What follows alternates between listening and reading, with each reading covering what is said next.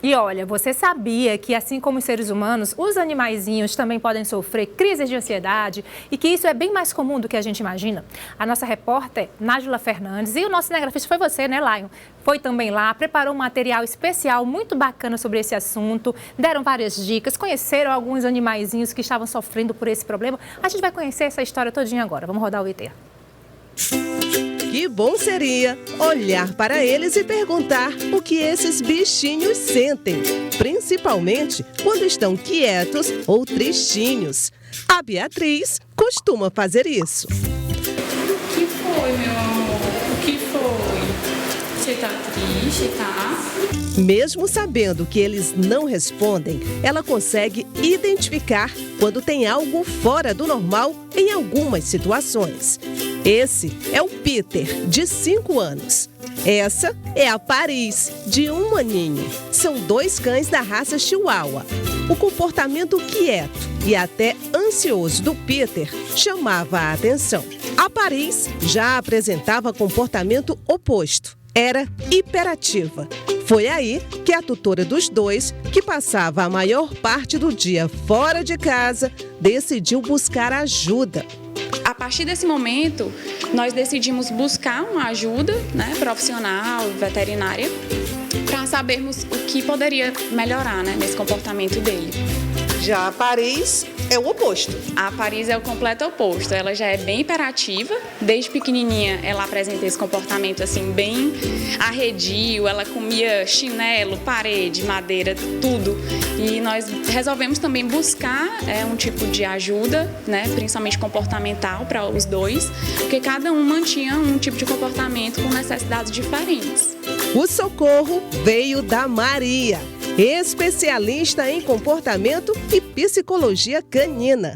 O trabalho realizado é com a cognição dos animais. A psicóloga explica que eles precisam de desafios. Muitos chegam totalmente dependentes dos tutores, completamente humanizados. E a proposta é reabilitá-los, ensiná-los a socialização canina. O trabalho com eles é o trabalho de comportamento. Então, a gente trabalha o comportamento conforme a necessidade do cão. É um trabalho de socialização, não é mais aquela questão de adestramento. Então, hoje você tem necessidade de um cão comportado e não de um cão adestrado. Na escolinha, esses fofinhos aprendem de segunda a sexta em tempo integral. Mas, com as primeiras lições, reações positivas, as flexibilizações como saída para casa também aparecem. Só que os mais, difíceis precisam passar 40 dias só na escola, até voltarem para casa. Mas calma, os tutores podem visitar. E os cães acabam gostando de conviver com os outros bichinhos. A Maria utiliza apenas brinquedos interativos e a piscina também nos dias mais quentes. Atenção aos sintomas mais comuns em casos de ansiedade canina. Os cães podem se tornar mais agressivos ou, em algumas situações, se mostrar apáticos e com comportamentos pouco convencionais. Começam a arrancar os pelos. Hiperatividade, lambedura excessiva das patas, perda ou ganho de peso, feridas de difícil cicatrização e alterações de apetite. Hoje, 50 cães dividem esse espaço. São animais de diferentes raças, portes e características. O trabalho realizado aqui com esses animais faz a diferença. Mas para uma completa reabilitação, também é necessário que os tutores aprendam junto com eles. O Peter e a Paris estão na escolinha há cerca de 1 ano. E a Beatriz garante que o comportamento deles é bem diferente. E olha, a ansiedade canina pode levar aí à depressão no seu cãozinho e até diminuir as funções do organismo. E para a gente entender um pouquinho mais sobre esse assunto, a gente está recebendo a partir de agora o veterinário Márcio Ricardo, né, que vai explicar um assunto que muita gente, eu acho que passa despercebido, não sabe que tem que cuidar da saúde do animal, é claro, a saúde física, mas assim como a gente, tem que ter uma atenção também para a saúde mental, né? Isso, Márcio, bem-vindo. Sim, obrigado. Fico muito feliz em poder passar para a sociedade que existem alternativas, na verdade, alternativa para qualquer distúrbio de comportamento. Tá?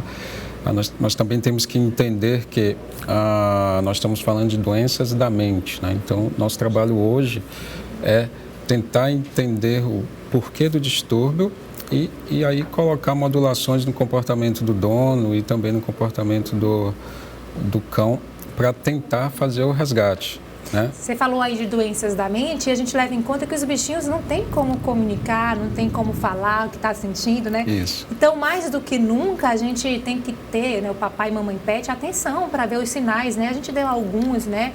Como, por exemplo, até arrancar os pelos, né? Lamber demais as patinhas. Isso já está são sinais de alerta. Só que o ideal é que a gente já antecipe, porque isso aí já está no nível elevado. Tá? Sim. O maior desafio é passar para a população, para o tutor, que eles não entendem português. Né? Então, nós precisamos sempre investir em entendê-los, porque nós vamos ter duas pessoas. Nós vamos ter o cão sem ser compreendido e o tutor achando que o cão está entendendo. E daí nós podemos sim transmitir uma doença comportamental e ou psicológica. Aí é onde a gente precisa modular, explicar muito bem as fases, o manejo ideal de cada indivíduo. É difícil ainda, a gente tem muito embate, né? As pessoas ainda têm conceitos um pouco antigos, né? Eu levo o meu cão e digo: fique bem, meu filho, é um banho tosa, vai dar tudo certo. Se a gente agora que está aprendendo a lidar com as nossas, né, os nossos problemas, com a nossa saúde mental, imagina quando se trata de um animalzinho. Agora a repórter, ela falou aí uma frase que me chamou a atenção na reportagem. Diz que os donos tentam humanizar os bichinhos. E isso contribui para essa crise de ansiedade, porque eu acho que o que difere, que torna eles tão especiais, é que eles são diferentes da gente mesmo, sim, né? Sim. Então essa história de tentar humanizar o animal, isso pode gerar essa crise de ansiedade? Pode sim. Se a gente for olhar o conceito de pessoa é alguém que se entende que existe. Né? Então nós temos pessoas gatos, nós temos pessoas animais, nós temos pessoas humanas. E cada um com sua linguagem. Tá? Eu não quero que a gente deixe de usar a linguagem em português, que é a nossa. Mas nós podemos usar essa ferramenta para passar uma informação para os nossos pets. E aí a gente sim consegue prevenir algumas doenças. E se começa bem jovem, tá?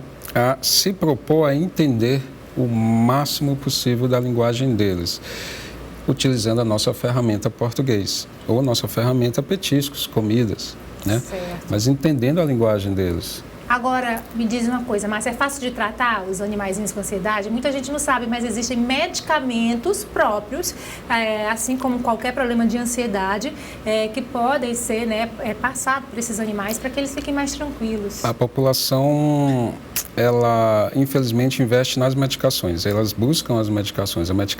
As medicações, elas são ansiolíticos, enfim, eles são usados dentro de uma terapia. Tá? Cognitiva. Tem que ter a orientação do veterinário. Tem que ter orientação. Ela é 10% do tratamento. Certo. A maior parte é educar tutor, daí diagnóstico, qual é o distúrbio. Só para você ter ideia, distúrbio de comportamento, agressão, são mais de 17 tipos. Qual é o tipo? É um cão que está mordendo por medo. Então, nós vamos tentar resgatar o medo da melhor forma possível. Lógico, tem alguns pacientes que são muito mais difíceis e a gente precisa entrar. Ele está mordendo por medo, está ansioso. Lembre-se, nós temos animais que têm 2, 3 distúrbios de comportamento. Então, o nível de desafio é que vai nos dizer se nós precisamos ou não entrar com medicação. Lembrando que a população, ela foca na medicação. Não pode fazer automedicação, também que a gente vê muita gente fazendo. Não, de né? jeito nenhum. Então, a melhor coisa é procurar o veterinário, ver o tratamento ideal e deixar o medicamento para último caso, né? Se realmente for necessário, vai depender da doença, né? Do distúrbio. Do grau, né? Do grau. De estresse. Você tem um cão de grande porte, porte que está mordendo por medo, eu vou ter que acalmá-lo de algum modo. E não é somente a droga, é uma multifatorial, né? Até a forma de alimentar nossos cães pode passar um distúrbio, né? Então a gente tem que aprender tudo que é relacionado ao comportamento da espécie. No caso, a espécie canina. A gente está falando aqui dos cachorrinhos, né, na nossa matéria também, mas isso vale também para outros animais, como Sim, os gatos, principalmente, né? A gente, segunda, atendemos um paciente com gastrite, todo mundo trata gastrite, mas Olha a gastrite isso, é um sintoma do gato ansioso. Já era o gato com gastrite. Isso. A Josi está aqui, cadê a Mamãe Pet? A Josi é a Mamãe Pet, nossa produtora. Ela tem uma gata maravilhosa, que o nome dela tem nome, sobrenome, CPF. Como é o nome da sua gata? Grace Dania Neves Pinheiro. Opa, Grace Naninha legal. Neves Pinheiro, o CPF dela amanhã você traz. E ela é estressada, Josi? Todo dia eu digo o nome dela aqui. Ela é calminha? Não, ela risca fósforo, como a gente diz. Meu Deus do céu, você tá... Ela humanizou, mas não prejudicou com o nome. Não tá é? vendo? Tá dizendo que você humanizou a sua gatinha, mas não prejudicou. Você colocou lá o nome dela, Isso. né? Perfeito. A mamãe disse que ela é uma gata gente, porque realmente hoje é filho, né? Não, ela não dá pra ouvir lá a Josi, que ela tá sem microfone, mas ela tá contando pra gente que todo mundo considera ela gente, né? Perfeito. Porque virou filha da família Ela toda. é uma pessoa gata. Uma pessoa gata. Perfeito. Que nem a Josi, que também é uma pessoa gata. Então... Perfeito. Tá certo. Ó, mas a gente Ok. agradece essa participação, tá? Ah. Informações importantes, é bom a gente estar atento. Lembrar sempre que não é só cuidar do físico, assim como a gente, os Perfeito. animais também, né, Márcio? Prestar atenção Nós aos temos sinais. o que tem que ficar. Nós temos alternativa para tudo, para cães e gatos. A população precisa saber que isso existe. Nós estamos aqui para isso. Certo, Bom? a gente agradece a participação aqui. Eu que agradeço. Tá? Não tem de tudo. A gente Perfeito. vai com certeza lhe acionar